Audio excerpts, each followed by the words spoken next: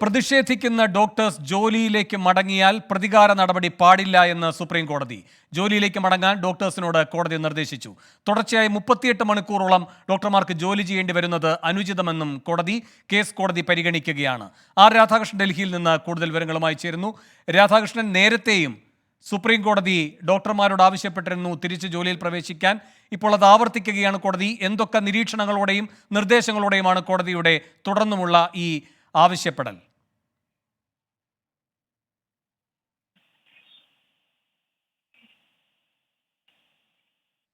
രാധാകൃഷ്ണൻ, കേൾക്കാമോ? വീണ്ടും ഡോക്ടർമാരോട് തിരികെ ജോലിയിൽ പ്രവേശിക്കണമെന്ന് കോടതി ആവശ്യപ്പെട്ടിരിക്കുകയാണ്. എന്തൊക്കെ നിരീക്ഷണങ്ങളോടെയാണ് വീണ്ടും കോടതി ഇങ്ങനെ ആവശ്യപ്പെടുന്നത്?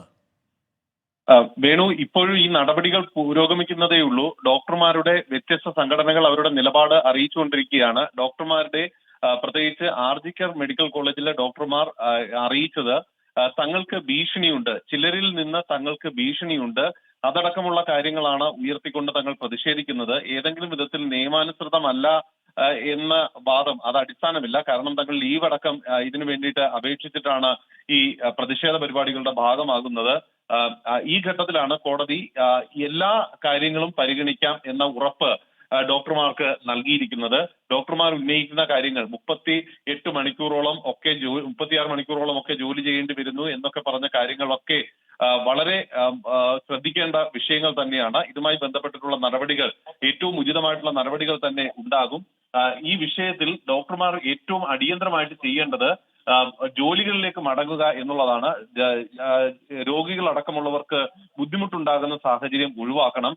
പൊതുവായിട്ടുള്ള ഒരു ഉത്തരവ് സുപ്രീം കോടതി പുറപ്പെടുവിക്കാൻ തയ്യാറാണ് എന്നും കോടതി വ്യക്തമാക്കിയിട്ടുണ്ട്. ഇപ്പോഴും നടപടികൾ പുരോഗമിക്കുകയാണ്. നേരത്തെ CBI റിപ്പോർട്ട്, തൽസ്ഥിതി റിപ്പോർട്ട് സമർപ്പിച്ചിരുന്നു. ബംഗാൾ സർക്കാരിന്റെ പോലീസും സ്പെഷ്യൽ ഇൻവെസ്റ്റിഗേഷൻ ടീമും തൽസ്ഥിതി റിപ്പോർട്ട് ഈ ആശുപത്രി അടിച്ചു തകർത്തതുമായി ബന്ധപ്പെട്ടിട്ടുള്ള വിഷയത്തിൽ സമർപ്പിച്ചിട്ടുണ്ട്.